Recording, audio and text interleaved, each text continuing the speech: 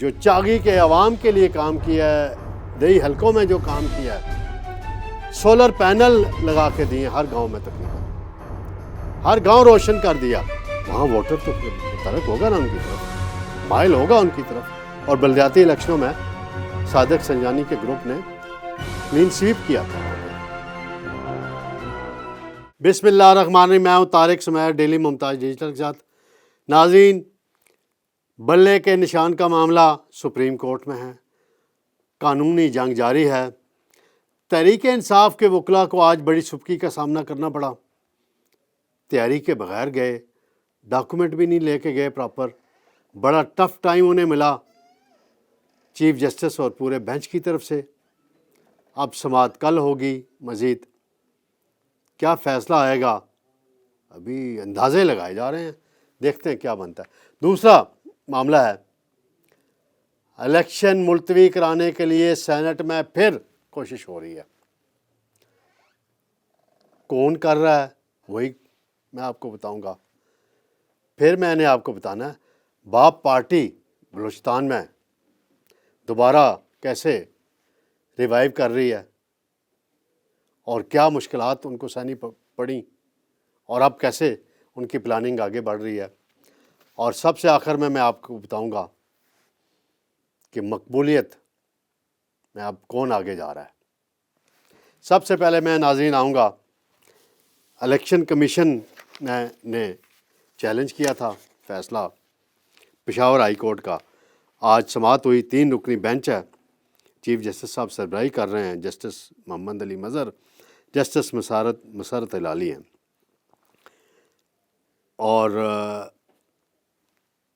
Chief justice کے بڑا اہم ریمارکس ہیں ایک کہ الیکشن کمیشن آئینی ادارہ ہے، مداخلت نہیں کر سکتے. اس فکرے سے اندازہ لگا لیں کہ فیصلہ کیا ہوگا. پھر آج جب حامد خان وکیل تھے، بڑے سینئر آدمی ہیں، بانی ہیں پی ٹی آئی کے، تو ان کی تیاری نہیں تھی، تو انہوں نے ریکویسٹ کی کہ پیر تک سماعت ملتوی کر دی جائے. تو چیف جسٹس نے کہا کہ پھر ہمیں پشاور ہائی کورٹ کے حکم کو معطل کرنا ہوگا. یہ بڑا پھر بڑے وہاں سوال اور طرح کے اٹھائے گئے. الیکشن کمیشن نے کوئی 12-14 جماعتوں کی، وہ ڈمی جماعتیں ہیں ویسے تو ایسے ہی ہے، لیکن کاغذی کارروائی تو انہوں نے پوری کر لی کہ جی ہم نے ان کے بھی پارٹی بین کر دیا ہے، نشان نہیں دیا. انہوں نے پارٹی الیکشن نہیں کرائے، انٹرا پارٹی الیکشن. وہاں بڑے اور دلائل، وکیل بڑا تگڑا کیا جی الیکشن کمیشن نے، جی یعنی پیسہ خرچ کیا ہے الیکشن کمیشن نے. مخدوم علی خان صاحب ہیں، بڑے نامی گرامی وکیل ہیں.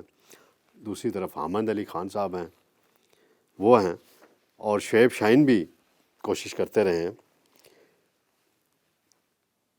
چیف جسٹس صاحب نے تحریک انصاف کے جو پارٹی کا آئین ہے اس کی بڑی تعریف کی ہے.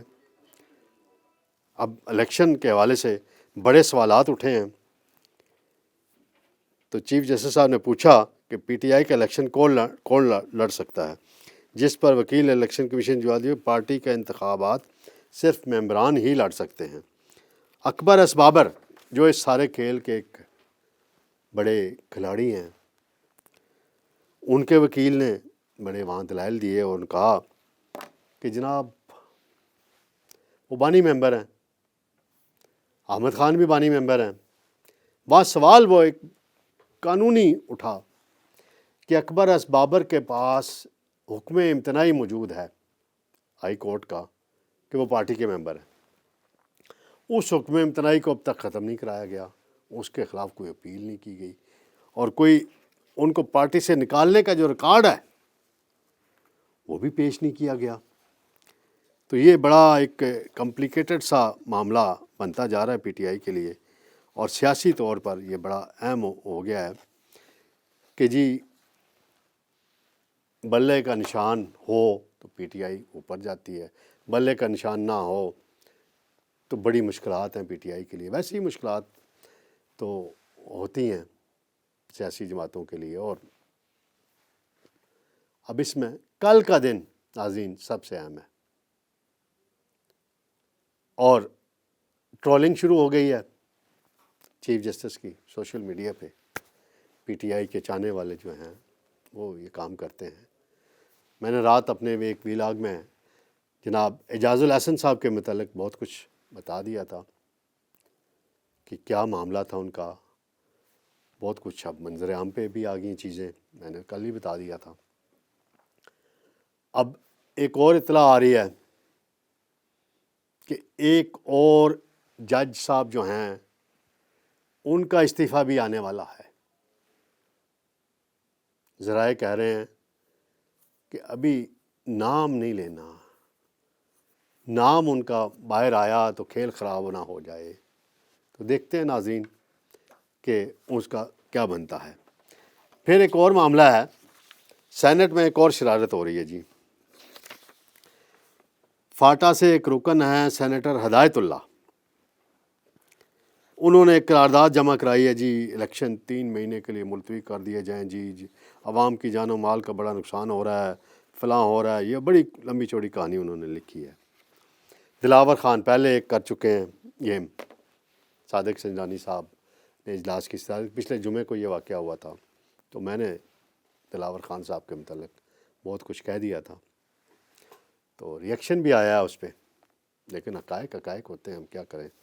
ہمارا کوشش ہوتی ہے کہ جتنے حقائق ہم موجودہ ماحول میں بیان کر سکیں وہ ہم کر دیتے ہیں. ایک اور قرارداد بھی سینٹ میں جمع ہوئی ہے کہ الیکشن ٹائم پہ ہونی چاہیے. اجلاس کی ریکوزیشن کی تیاریاں ہو رہی ہیں. بیرسٹر علی ظفر نے کا رابطہ ہوا ہے نون لیگ والوں سے، پیپلز پارٹی والوں سے، تو ریکوزیشن کہہ رہے ہیں پیر تک جمع ہو جائے گی اور پھر ماحول دیکھتے ہیں کیا بنے گا. اب معاملہ ہے بلوچستان میں جو الیکشن ہو رہے ہیں صوبائی اسمبلی کے، وہاں جو ماحول ہے، محمود خان اچکزئی جو روایتی حریف رہے جے یو آئی کے بلوچستان میں، ان کو اپنی پوزیشن کا اندازہ ہوا تو وہ مولانا فضل الرحمان کے حق میں وڈرا کر گئے کاغذات. سیٹ ایڈجسٹمنٹ ہو گئی ہے.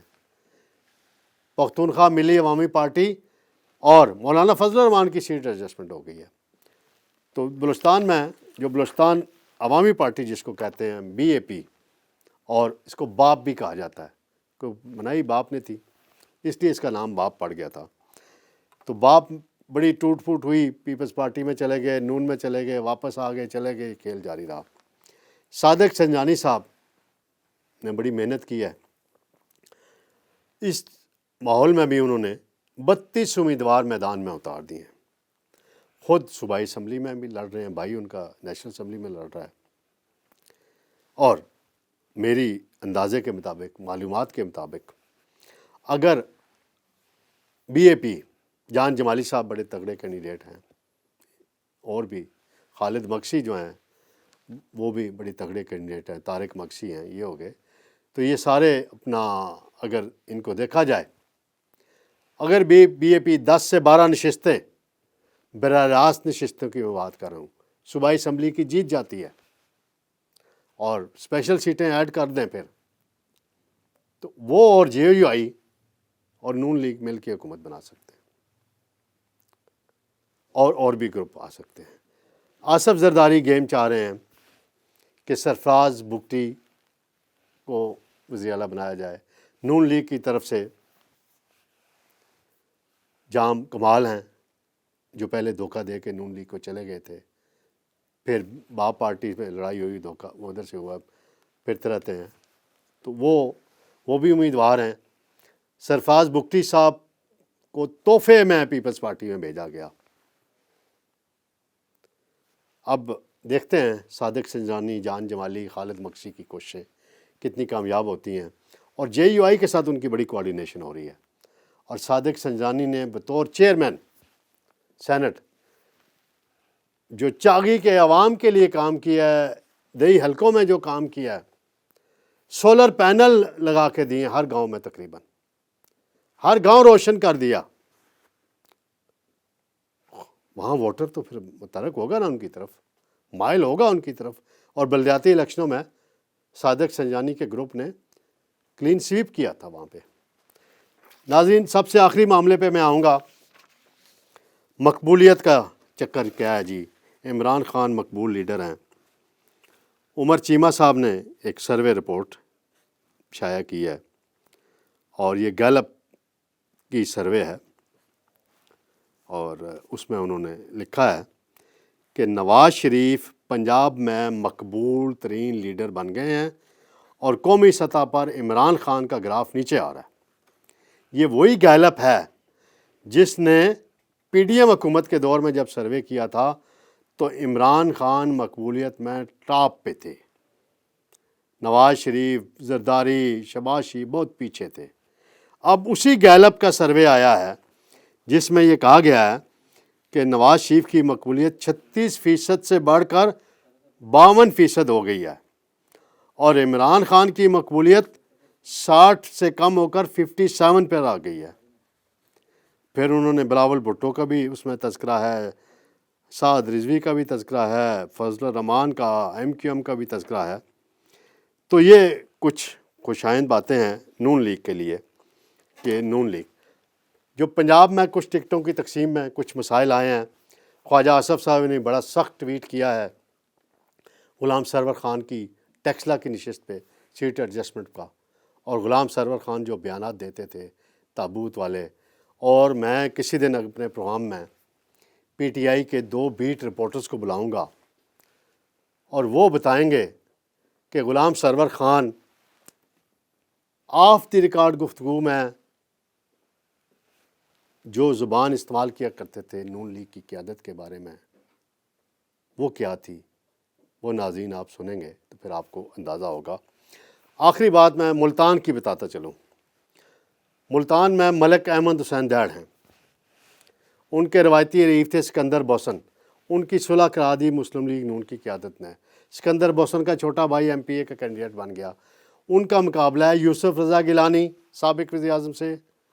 گیلانی خاندان بڑا مضبوط مانا جاتا ہے ملتان میں، لیکن ملک احمد حسین دیڑ نے ایسی گیم کی ہے کہ اس حلقے میں اب بتایا جا رہا ہے، جو پوزیشن بتا رہی ہے کہ نون لیگ بہت آگے چلی گئی ہے ملتان کی اس نشست پہ، اور نون لیگ کی جیت کے واضح امکانات بتائے جا رہے ہیں۔ ناظرین، انشاءاللہ بہت جلد دوبارہ آپ سے ملاقات ہوگی۔ اللہ حافظ۔